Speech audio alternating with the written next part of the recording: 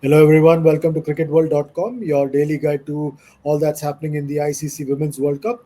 As always, I've got my friend and colleague Nikhil Narayan to look at the game of the day. And the game is between Sri Lanka and Australia. It's going to be played at the R. Premadasa Stadium in Colombo. Nikhil, Australia start overwhelming favourites in this contest, don't they?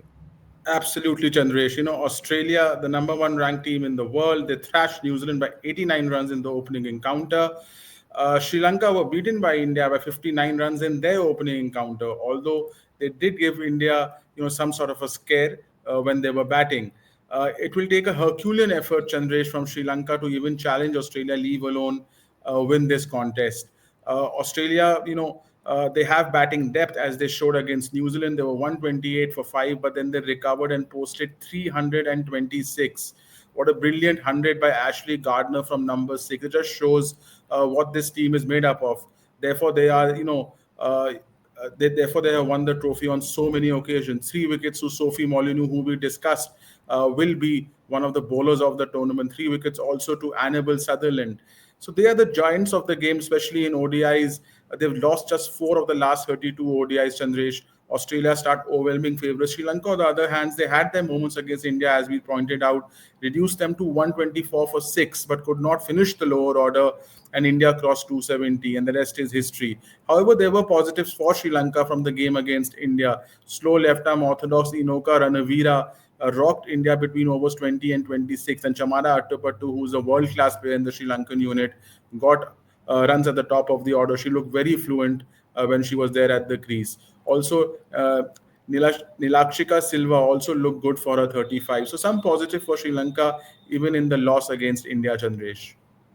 Okay, let's look at some of the key players on either side. Who are some of the key players on either side?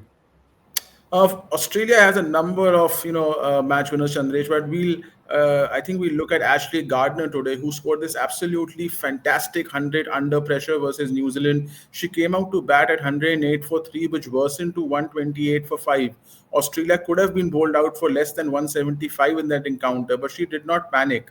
In fact, she counter-attacked and with a sensational 115 or just 83 deliveries. She put the match beyond New Zealand. She has a batting strike rate of 109 overall in women's ODI cricket. So, she's a hard-hitting lower order batter, a fantastic off-spinner too. She has 104 wickets in 77 ODI. She's an attacking off-spinner, an average of only 22.5.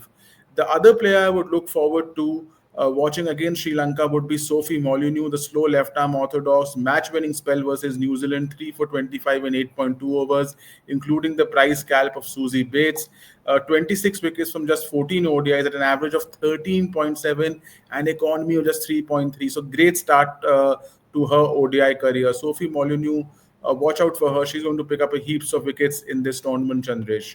As far as Sri Lanka are concerned, Chandresh, we have to look at Chamari Attapattu, looked in fine touch versus India, 43 of 47, plenty of hits to the fence and over it. Superstar in this lineup, 900s in ODI cricket overall, also a very useful off spinner, partnership breaker. She has 46 wickets in this format. And then, this Inoka Ranavira, fine slow left arm orthodox spinner, 4 wickets versus India, including the big ones of Harmanpreet Kaur and Jemima Rodriguez. Triggered Indian collapse and had India in a spot of bother. She's actually a veteran Sri Lankan spinner. She's 84 ODI wickets in 78 innings. So a lot of experience which she's bringing into play in local conditions, Chandresh. Okay, so we've got the key players on either side. Now, what are the key battles to look forward to? Uh, I've identified 3 key battles, Chandresh. I'm looking forward to Phoebe Litchfield, the Australian opener, versus Udeshika Prabodhani for Sri Lanka. Litchfield is, Fury 45-31 versus New Zealand. A fantastic start she gave, a rollicking start she gave Australia against New Zealand, a free-flowing batter.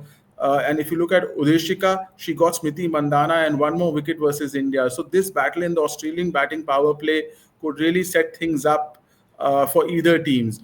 Then I'm looking forward to the battle which could define this encounter, which was Ashley Gardner and Inoka Ranavira. Gardner, brilliant 100 versus New Zealand, as we just discussed.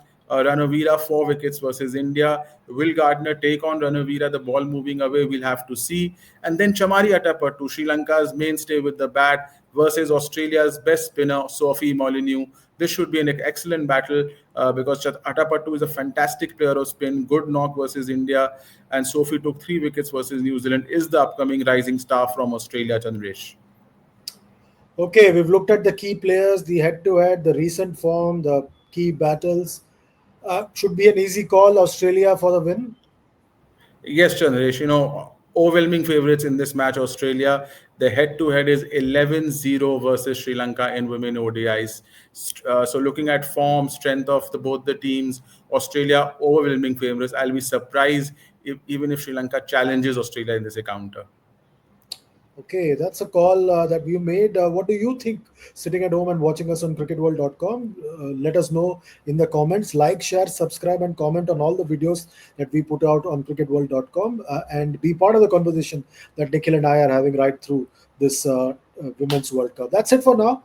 Till next time, take good care of yourselves. It's goodbye and God bless from both Nikhil and myself.